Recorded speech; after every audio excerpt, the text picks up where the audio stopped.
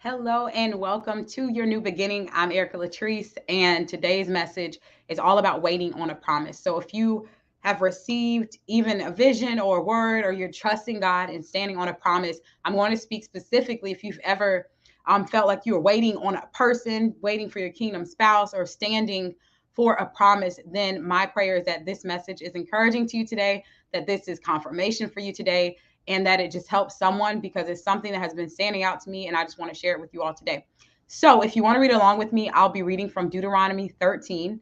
Deuteronomy 13. So, you got just a second, go grab that, and I'll be right back.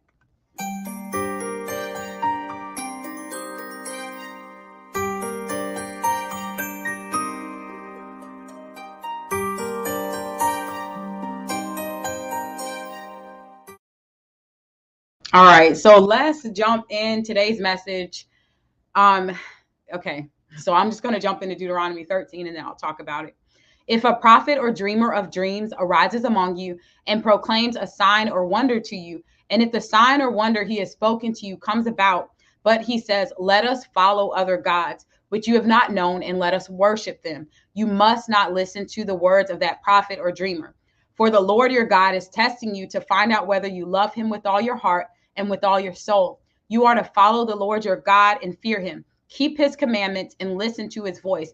Serve him and hold fast to him. That's verses 1 through 4. I would encourage you to read all of Deuteronomy 13 because the wages of putting another God before him are death, literally. And we know even now, when you look at the New Testament, the wages of sin is death. And when we look at the commandments, the first commandment is that you should have no other gods before me. And I want to encourage you all in this message because I can relate to this so much. And we know that whatever is trending in culture, and I've talked about this before, where things have been called different things at times, but now when it comes to waiting on something, waiting on a promise that God has given you. And I want to speak to those of you too that maybe at some point you are waiting for this kingdom spouse or waiting for this move or this opportunity that God did not necessarily speak to you. This was so powerful to me because it's a way to test that vision, to test what's been spoken to you, and even knowing if it's for you or not. The number one way is what I talk about all the time is to seek God for yourself.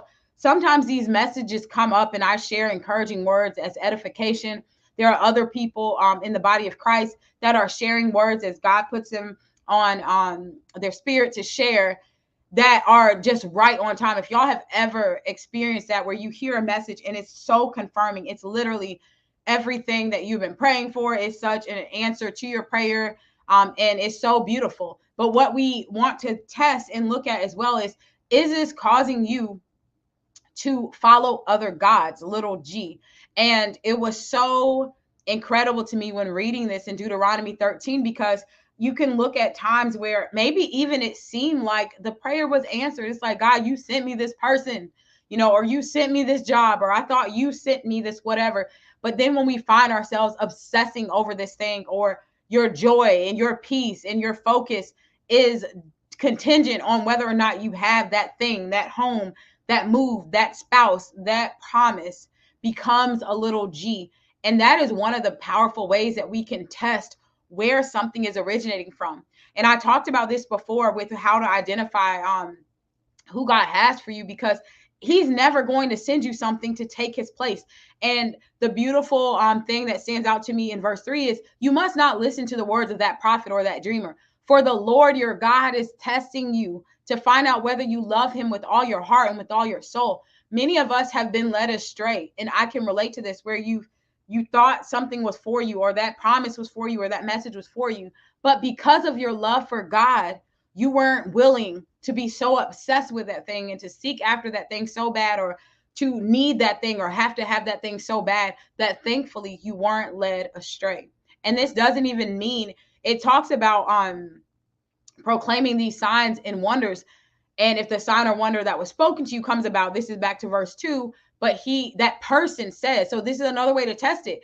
Is this person so obsessed with you getting a spouse, or you moving, or you getting whatever this promise is, that is taking your eyes off God? And we can see this. And I've talked about this, and this is usually like that uncomfortable place for me in messages, but I like when you think about the heart of God, when we think about his character, God is not sending us idols. He's not sending us idols.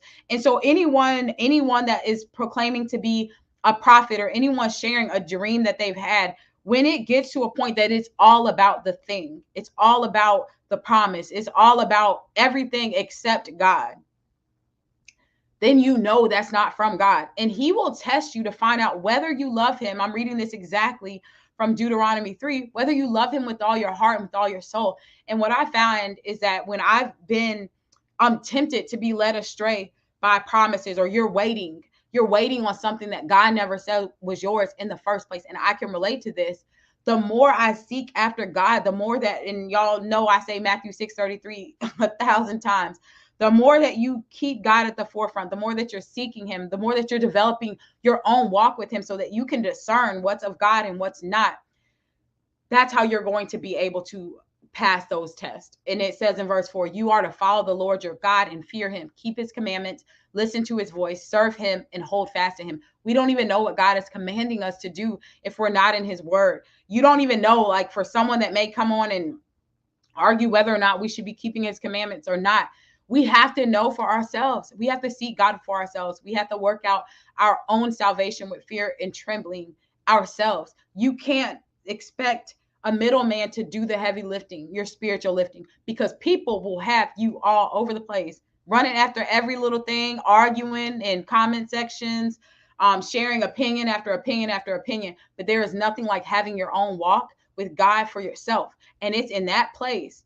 It says God is testing you to find out whether you love him with all your heart and with all your soul, not whether your pastor loves him or that YouTube person you're watching or your spouse or your kids to get that third party information. It's whether you love him. And so I just wanted to just come on and share this message with you all, because I'm seeing a lot of this where people are dedicating entire movements to making baby idols, like literally uplifting idols. If you are so determined to wait on your kingdom spouse that you stop waiting on the Lord, and the word reminds us of that, they who wait upon the Lord, that's where you will renew your strength. You will mount up with wings like eagles. You will run and not be weary. You will walk and not faint when you're waiting on the Lord. So if you're waiting on any promise, the proper posture to wait is to delight yourself. We like to quote that he gives us the desires of our heart. So delight yourself in him. And that is when he will give you the desires of your heart. So know that sometimes you may hear a word, or even, and I'm not saying everyone that has shared something with you is false, because God speaks to so many people, but know that you will be able to test it when you are found seeking after God, when you are found, verse 4, when you are to follow the Lord your God and fear him. When you're in that stature, when you're in that posture, when you're seeking God and loving him, that is when you, listen, sis, you can sit back and know that you're going to pass the test because you love him. And God is not going to let you go so far after that thing, or so far into that thing, that you are lost when you're seeking him. And that's the best way I can put it. So many people have been told, wait for your kingdom spouse, wait for this or wait for that, when that's not what God is exactly saying.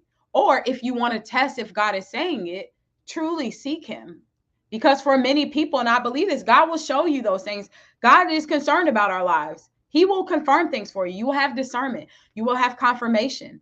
And I think about this because I was reading with the servant who went out and found Jacob's wife. And at that time, Isaac, not Jacob, Isaac. I'm thinking Jacob, Israel, Isaac and Rebekah. The servant said he prayed in his heart. So for anyone that doesn't believe that God will speak, he does. He confirms things. So the servant prayed in his heart that whoever this woman was for Isaac, that she would water the camels. And it was so good to me because, like, sometimes people don't want to believe, like, you just get it on both sides of the spectrum. But I'm not here to argue with anyone. So, hey, again, seek God for yourself. Work out your own salvation. I don't have time to argue whoever may or may not agree with whether or not God speaks to us. But this was proof. The servant said no sooner, when he recounted the story, he said no sooner than I said this within my heart as he prayed to God. That's when Rebekah showed up. And that was literally God confirming, even in that example, a spouse. He confirmed that she was the one that God had for Isaac. And so I just want y'all to stay encouraged. If you're waiting on a spouse over waiting on the Lord, if you're waiting on any promise before you're waiting on the Lord, that means that you're not in the right heart posture right now. And I promise you, and I believe this wholeheartedly, that when God is bringing something to pass for you, and when you're called to something, and when there's a blessing for you on the way, you're not going to have to put that thing above God. And so I've actually put many videos out. I don't know how many though, not that many, but several videos out as I felt led. And it's been amazing to me seeing these things unfold and seeing the confirmation. But this confirmation for me was, why do so many people get led astray when it comes to their spouse, or when it comes to their house or their job, or whatever that promise is that they believe God has spoken? Why is it that, like, how are people being deceived? How are they being distracted? I didn't understand it until I was reading in Deuteronomy 13. And I was telling a friend about this, but I wanted to come on and share this with you all in hopes that whoever, if you've been confused, maybe if you thought God spoke something and then come to find out like God's hand wasn't in it, celebrate and understand. Again, in verse 3, for the Lord your God is testing you to find out whether you love him with all your heart and with all your soul. So no matter what you believe God has spoken over your life, seek him for that confirmation. Because if you can seek him for that confirmation, that is when God can truly order your steps, and you'll know. I believe that, like, wholeheartedly. I can think of so many situations in my life where God has confirmed that thing, times where I heard God completely wrong, where I listened to the wrong person, but it was always in that secret place and waiting on the Lord and seeking after God that the things start coming together and making sense. So I just wanted to share that message with you today. I hope that this encouraged you. If it did, tell someone, tag someone, and subscribe here on the channel. The best thing that you can do to support is literally to subscribe. Or if you're watching live and you see something where you can send like a super thanks or something, then feel free to do that. But again, just share this with someone if anyone comes to mind for you. And if you want to stay connected with me, you can do so across social media. I'm at Erica Empowers across social media, and I do share daily messages as I'm able to, quotes, inspiration, and things like that. So yes, so that is my message for you all today. And finally, if you are someone with a message and you're looking to get help around getting your message out, sharing, building, and creating content, and getting your message in front of those who need to hear it the most, I do have an international women's organization called Amplify Her, where we are actively looking for speakers for our upcoming fall conference. So if you think that is you and you're ready to share your message, you can go to standonyourstory.com, standonyourstory.com, and there you can share your message. You can, I'll put it up for you guys. You can get into the lounge. And there you can, partner with me and be a part of some of the events that I have coming up. All right, y'all, that's it. That's my message for you today. If this resonated with you, the best thing that you can do besides sharing is comment as well. So if you have a testimony that confirms some of the things that I've shared, you never know how much someone else needs to hear that they're not alone in this race and that someone else has gone through it. So share that as well in the comments. And that's it. I will see you all in the next video.